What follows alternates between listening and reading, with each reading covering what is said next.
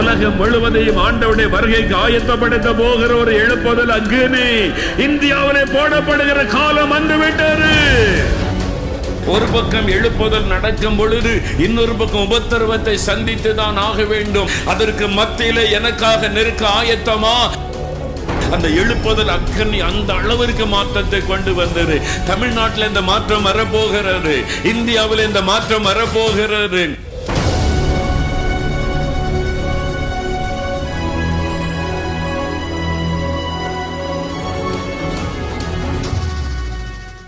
மல்கியா தீர்க்கதரிசன புஸ்தகம். மல்கியா தீர்க்கதரிசன புஸ்தகம் 4ஆம் அதிகாரம் 5வது வசனத்தை வாசிக்க கேட்போம். மல்கியா 4ஆம் அதிகாரம் 5வது வசனம். இதோ கர்த்தருடைய பெரிதும் பயங்கரமுமான நாள் வருகிறதற்கு முன்னே நான் உங்களிடத்திற்கு எலியா தீர்க்கதரிசியை அனுப்புகிறேன். கர்த்தருடைய பெரிதும் பயங்கரமான நாள், அதுதான் ஆண்டுடைய 2ஆம் வருகை. அவருடைய 2ஆம் வருகை தான் தீங்கு நாட்கள், கொடிதான காலம், பயங்கரமான காலம் என்பதாக வேதத்தில் சொல்லப்பட்டிருக்கிறார். அப்படி கர்த்தருடைய பெரிதும் பயங்கரமான நாள் வருவதற்கு முன்பாக எலியா தீர்க்கதரிசியை நான் அனுப்புகிறேன் என்று ஆண்டவர் சொல்கிறார். இந்த எலியா எழுப்புதலை கொண்டு வந்த மனிதர். எலியாவின் மூலமாக ஒரு பெரிய எழுப்புதல் இஸ்ரவேல் தேசத்தில் உண்டானது. அவர் ஜனங்களை தேவன் பக்கமாய் திருப்புகிற ஒரு அபிஷேகமும் வல்லமையும் பெற்றிருந்த ஒரு தீர்க்கதரிசி. ஆண்டவர் சொல்லுகிறார், அவனை நான் அனுப்புவேன் என்பதாக. இயேசு கிறிஸ்து முதல் முறை இந்த உலகத்தில் வந்தபோது எலியா தீர்க்கதரிசியாக ஒருவரை கர்த்தர் அனுப்பினார். பாதைகளை செவைப்படுத்தவும், இயேசுடைய வருகைக்கு முன்னால வழிகளை ஆயத்தப்படுத்தவும். தேவன் ஒரு காரியத்தை செய்ய போனால் அதற்கு முன்னால் ஒரு ஆயத்தம் ரொம்ப அவசியம். ஆண்டவர் செய்கிற ஒவ்வொரு காரியத்திற்கும் அவர் ஆயத்தங்களை செய்கிறதை வேத புஸ்தகத்திலே நீங்கள் பார்க்க முடியும். இஸ்ரவேல் மக்களை எகிப்தின் அடிமைத்தனத்தின் வெளியே கொண்டு வரும் முன்னால மோசேயை ஆண்டவர் எழுப்பி ஒரு ஆயத்த வேலைகளை ஆண்டவர் செய்கிறதை வேதத்திலே நம்ம பார்க்கிறோம். தாவீதை ஆண்டவர் எழுப்பி பெரிய திட்டத்தை நிறைவேற்ற முன்னால தாவீதை தேவன் ஆயத்தப்படுத்தி எழுப்புவதை நம்ம பார்க்கிறோம். அப்போஸ்தலர்களை பயன்படுத்துவதற்கு முன்னால 3½ ஆண்டு காலம் தன்னோடு வைத்து அவர்களை ஆயத்தப்படுத்தினதை நம்ம புதிய ஏற்பாட்டிலே வாசிக்கிறோம். ஆண்டவர் எந்த காரியத்திற்கு ஒரு ஆயத்தத்தை செய்து அதன் பிறகு தன் திட்டத்தை நிறைவேற்றுகிறார். அப்போ கடைசி காலத்தில் அந்த கடைசியான ஆண்டவருடைய வருகைக்கு முன்னால, அந்த பெரிதும் பயங்கரமான நாள் வருவதற்கு முன்னால ஒரு மாபெரும் எழுப்புதலை கொண்டு வர, எழுப்புதலுக்காக இந்த தேசத்தை, பட்டணத்தை, மாநிலத்தை ஆயத்தப்படுத்த ஒரு எலியாவாக நீங்கள் தெரிந்து கொள்ளப்பட்டிருக்கிறீங்க. நம்முடைய மனசுல என்ன எண்ணம்? முழு நேரமாக ஊழி செய்கிறவங்க தான் தேவனால் தெரிந்து கொள்ளப்பட்டவர்கள்.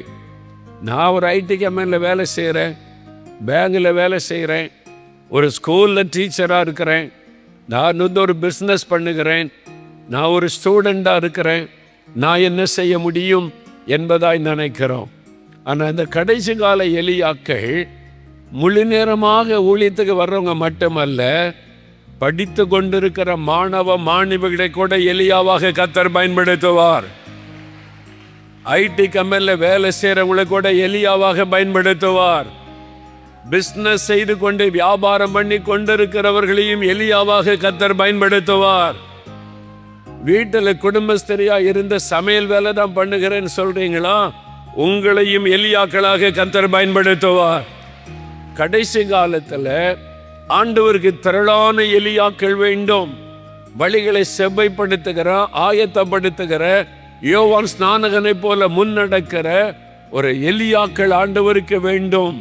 அதனால தான் நீங்கள் தெரிந்து கொள்ளப்பட்டவர்கள், எலியாவை போல செயல்பட தெரிந்து கொள்ளப்பட்டவர்கள், கடைசி கால எழுப்புதலுக்காய் தெரிந்து கொள்ளப்பட்டவர்கள், ஒவ்வொருவரும் தெரிந்து கொள்ளப்பட்டவர்கள். நீங்கள் முழு நேர ஊழியராக இருக்கலாம், பாஸ்டராக இருக்கலாம், சுவிசேஷராக இருக்கலாம், எழுப்புதலுக்காய் நீங்கள் தெரிந்து கொள்ளப்பட்டவர்கள். ஒவ்வொருவரையும் கர்த்தர் தெரிந்தெடுத்துதான் எலியாவின் ஆவியையும் எலியாவின் வல்லமையும் ஆண்டவர் கொடுக்க விரும்புகிறார். சரி, இந்த எலியா எப்படிப்பட்டவர்? எலியாவின் ஆவியும் அந்த பலமும் அந்த வல்லமையும் உள்ளவர்களாய் கர்த்தர் நம்மை மாற்றுவேன் என்று சொல்லுகிறாரே, அந்த எலியா எப்படிப்பட்டவர்? அவரை குறித்து வேறும் ஒரு அழகான சாட்சி கொடுக்கிறது பாருங்க. யாக்கோபு 5ஆம் அதிகாரம் 17-18 வசனத்தை வாசிக்க கேட்போம். எலியா என்பவன் நம்மை போல பாடுள்ள மனுஷனாயிருந்தும் மழை பெய்யாதபடிக்கு கருத்தாய் ஜெபம் பண்ணினான். அப்பொழுது 3 வருஷமும் 6 மாதமும் பூமியின் மேல் மழை பெய்யவில்லை. மறுபடியும் ஜெபம் பண்ணினான். அப்பொழுது வானம் மழையை பொழிந்தது, பூமி தன் பலனை தந்தது. எலியாவை குறித்து வேதம் கொடுக்கிற சாட்சி, எலியா நம்மை போல பாடுள்ள மனிதன். நல்லா கரிந்து கொள்ளுங்க. நாம் என்ன சொல்லுவோம்? எலியா ஜெபம் பண்ணா செத்து போன குழந்தை உயிரோடு எழும்புது, எலியா ஜெபம் பண்ணா அக்கினி இறங்கி வருது, எலியா ஜெபம் பண்ணா வானம் அடைக்கப்பட்டு விடுகிறது, எலியா ஜெபம் பண்ணா மறுபடியும் மழை பொழிகிறது. ஐயா, எவ்வளவு வல்லமை உள்ள மனிதர், பெரிய தீர்க்கதரிசி. ஆண்டவர் சொல்றாரு, நீ ஜெபம் பண்ணினாலும் மரித்த குழந்தை உயிரோடு எழும்பும், நீ ஜெபம் பண்ணினாலும் வானத்தின் அக்கினி இறங்கும், நீ ஜெபம் பண்ணினாலும் பெய்யாத மழை பெய்யும். உன் ஜெபத்துக்கு வல்லமை உண்டு. ஏன்னா எலியாவின் தேவன் உன்னுடைய தேவன். எலியாவின் தேவன் பட்சபாதமுள்ள தேவன் அல்ல. எலியாவை தெரிந்து கொண்ட தேவன் உன்னையும் தெரிந்தெடுத்திருக்கிறார்.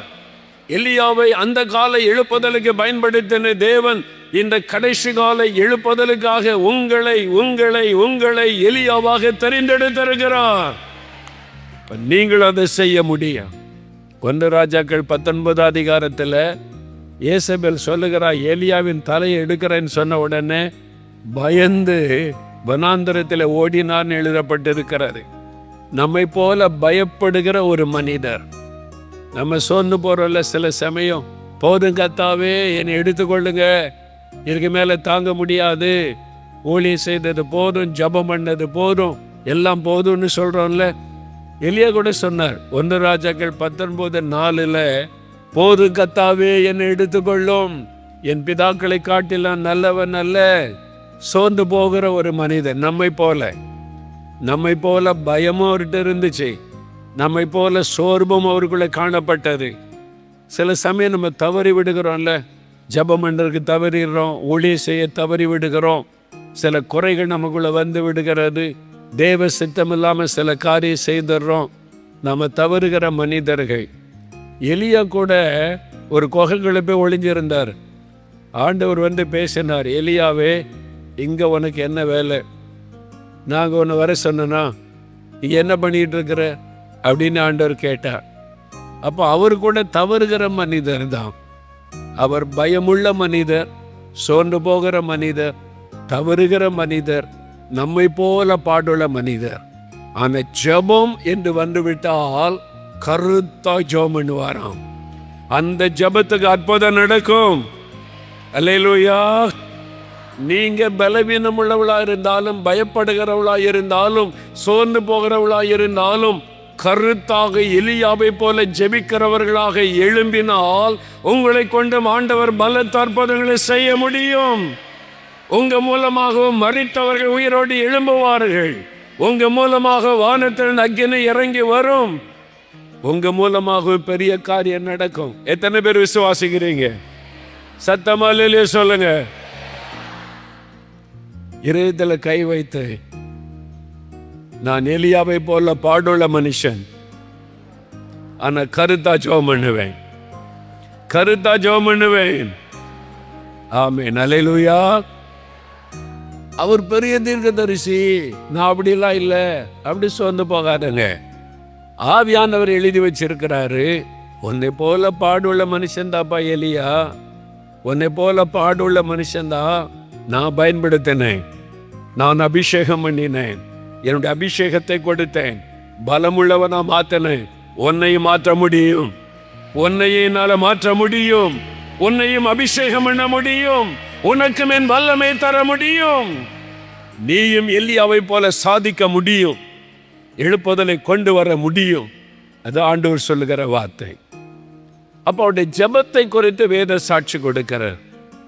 அவர் என்ன ஜெபம் பண்ணினார், எப்படி ஜெபம் பண்ணினார், எழுப்புதலுக்காக என்ன ஜெபம் பண்ணணும், எப்படி ஜெபிக்கணும். 1 ராஜாக்கள் 18ஆம் அதிகாரம் 36, 37, 38 வசனம்.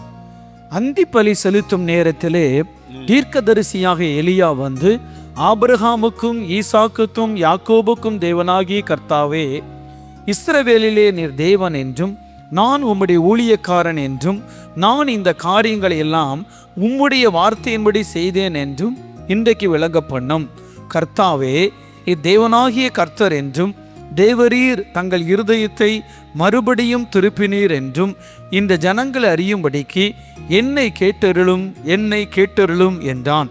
அப்பொழுது கர்த்தரிடத்திலிருந்து அக்கினி இறங்கி அந்த சர்வாங்க தகன பலியையும் விறகுகளையும் கற்களையும் மண்ணையும் பட்சித்து வாய்க்காலில் இருந்த தண்ணீரையும் நக்கி போட்டது. அடுத்த வசனம். ஜனங்கள் எல்லாரும் இதை கண்டபோது முகங்குப்புற விழுந்து கர்த்தரே தெய்வம், கர்த்தரே தெய்வம் என்றார்கள். எழுப்புதல், இஸ்ரவேல் தேசத்தில் எழுப்புதல். எலியாவுடைய ஜெபத்தை வைத்து ஒரு எழுப்புதலை கர்த்தர் கொண்டு வருகிறார். ஜனங்கள் எல்லாரும் இதை கண்டபோது முகங்குப்புற விழுந்து கர்த்தரே தெய்வம், கர்த்தரே தெய்வம், நாங்க பாகால் தெய்வம் நீ நம்பி போயிட்டோம், இருமனதோடு நடந்துட்டோம், விக்கிரகத்துக்கு இடம் கொடுத்துட்டோம், மந்திரவாதத்துக்கு இடம் கொடுத்துட்டோம், ஆண்டவருக்கு பெரியமில்லாம நடந்துட்டோம், இப்ப நாங்க பார்த்துட்டோம் கர்த்தர் தான் தெய்வம்.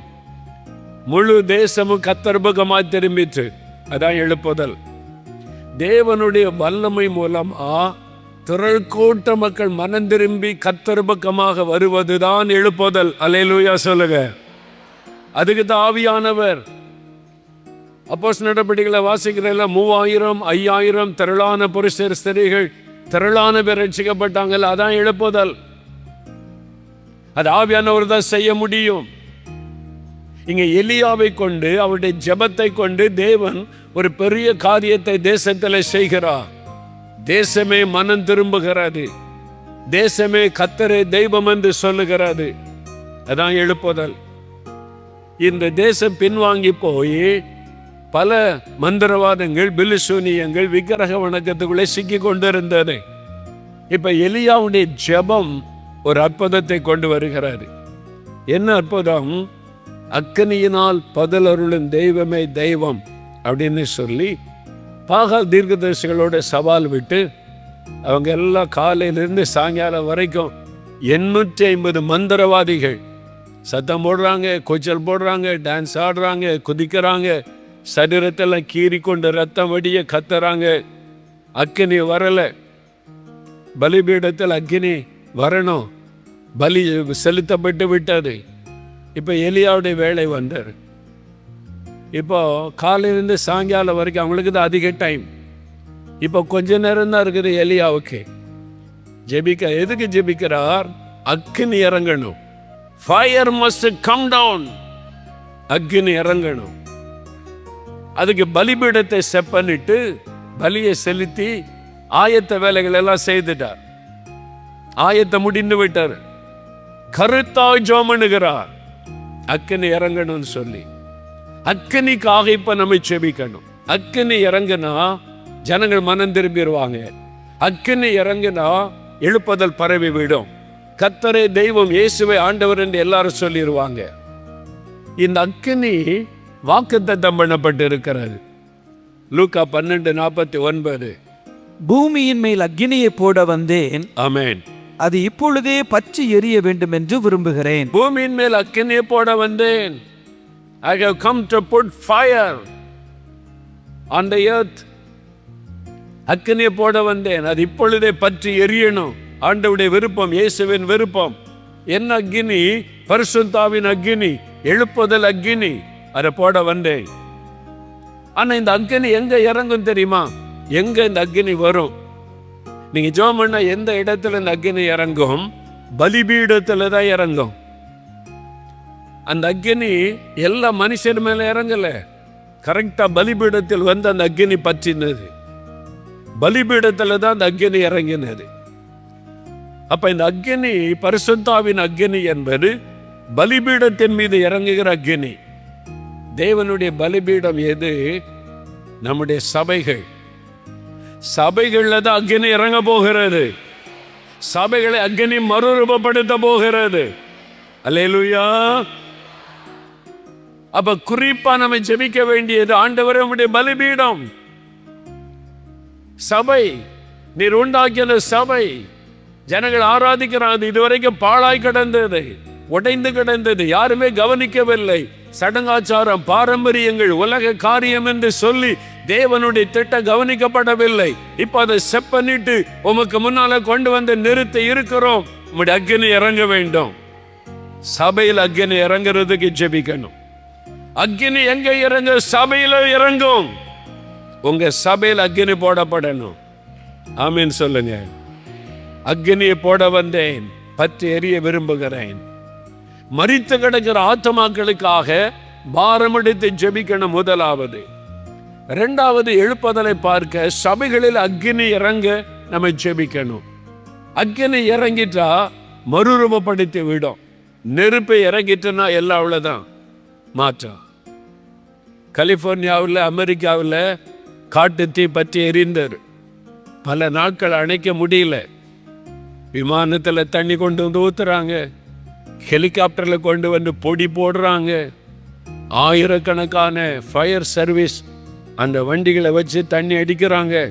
நெருப்பு பரவி பட்டணமே காலி.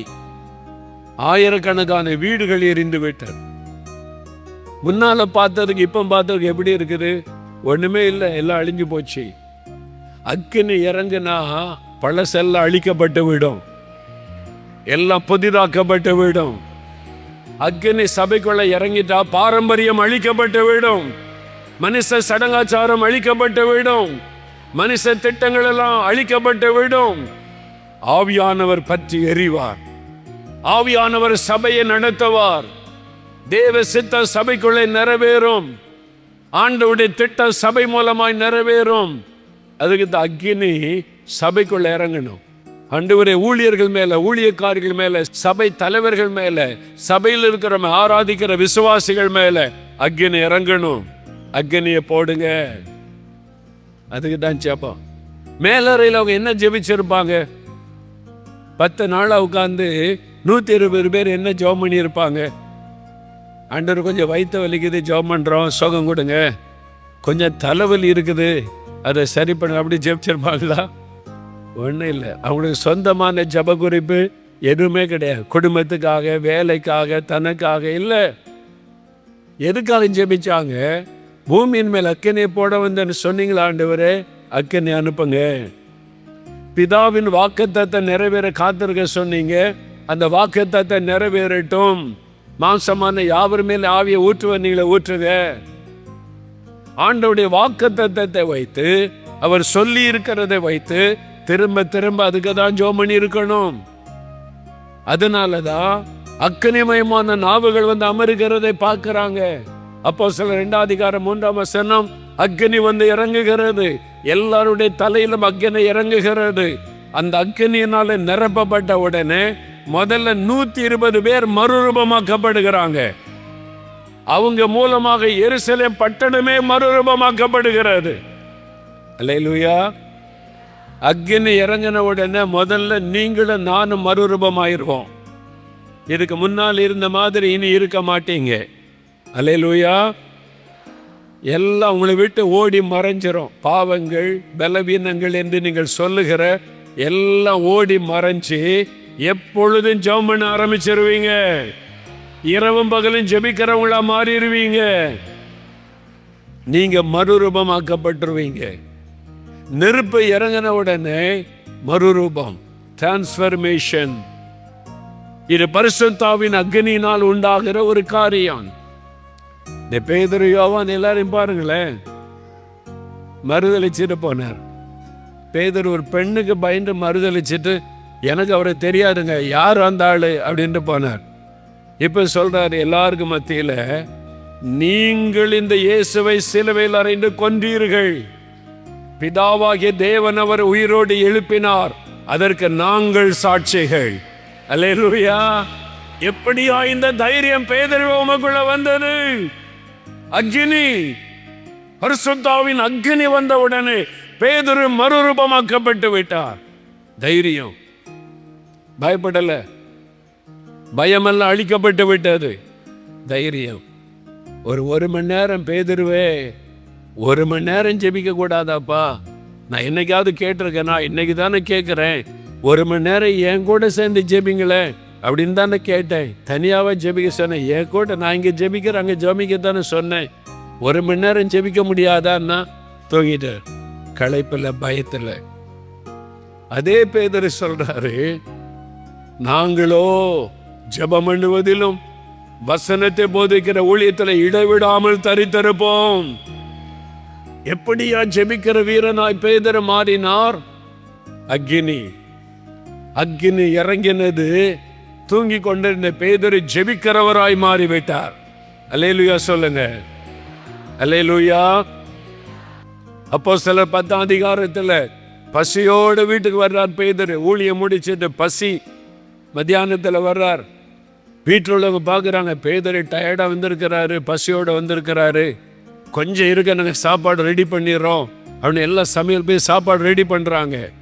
பேதுரு உடனே ரொம்ப களைப்பா இருக்கு, நான் கொஞ்ச நேரம் தூங்குறேன், சாப்பாடு ரெடியான உடனே எழுப்புங்க அப்படின்னு சொல்லலை. ஜெபம் பண்ணுவதற்கு மேலறையிலே ஏறினார். அல்லேலூயா சொல்லுங்க. சாப்பிடுவதற்கு பசியோடு களைத்து வந்திருந்த சமயத்திலும் ஜெபம் பண்ணுகிறவராய் மாறிவிட்டார் பேதுரு. எப்படிங்க அந்த மாற்றம்? அக்னி, ஃபயர். அவர் போன இடமெல்லாம் எழுப்புதல். மரித்தவங்க உயிரோடு எழும்புறாங்க, பிறவி சப்பானி நடக்கிறாங்க. ஐநாயாவே இயேசுவை குணமாக்குகிறான் சொல்றாரு. சப்பானி எளிமை நடக்கிறான். தபித்தாளை எழுந்தரன்னு சொல்லுகிறார். மரித்தவன் உயிரோடு எழும்புகிறாள். பட்டணங்கள் அசைகிறது. எருசலேமை நோக்கி வியாதியஸ்தரெல்லாம் கொண்டு வர்றாங்க. ஏன்? அந்த ஆளு நடந்து போனால, நிழல் பண்டால சுகமாயிரும். பேதுருவை தேடி வர்றாங்க ஜனங்கள். எப்படி என்ன மாற்றம்? அக்னி, பரிசுத்தாவின் அக்னி.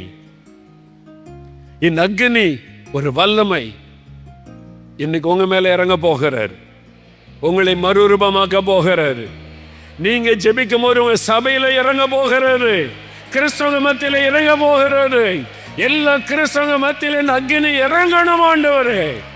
எழுப்புதல் அக்னி இறங்கணும். அக்னிக்காக ஜெபிக்கணும். எலியா மாதிரி கேட்டருளும் ஆண்டவரே அப்படின்னு ஜெபிக்கிறார்.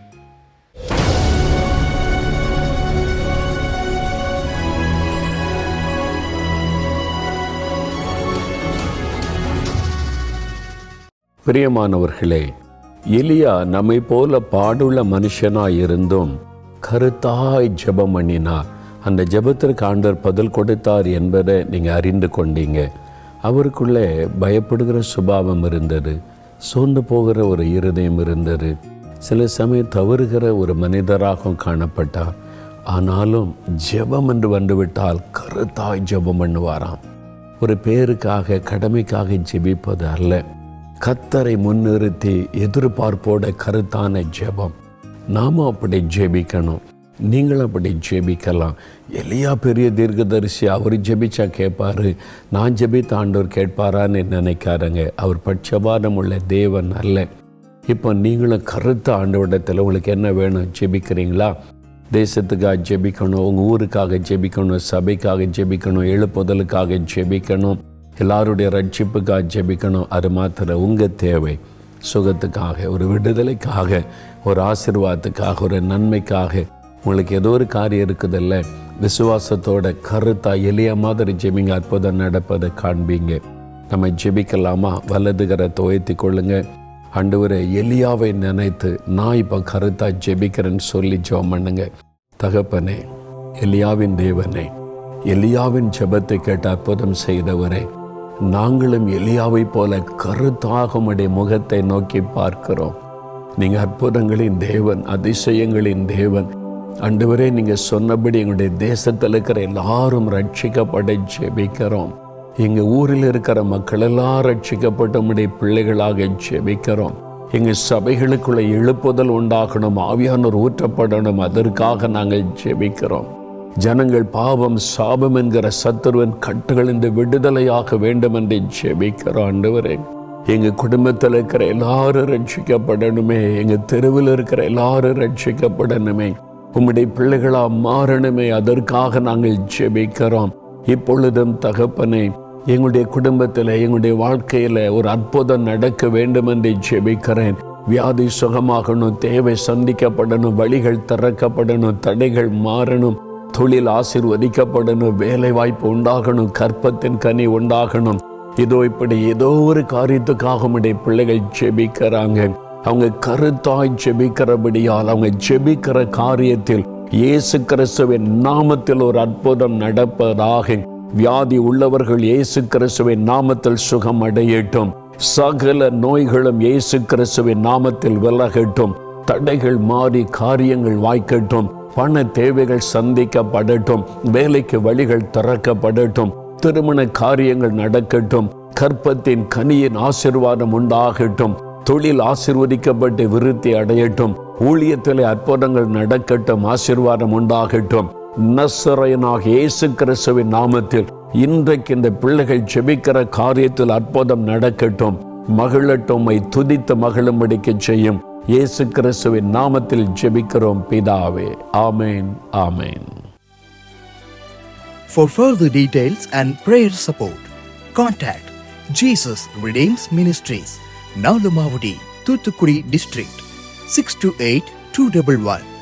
Our phone number 04639 353535. info@jesusredeems.org. Our website www.jesusredeems.com. God bless you.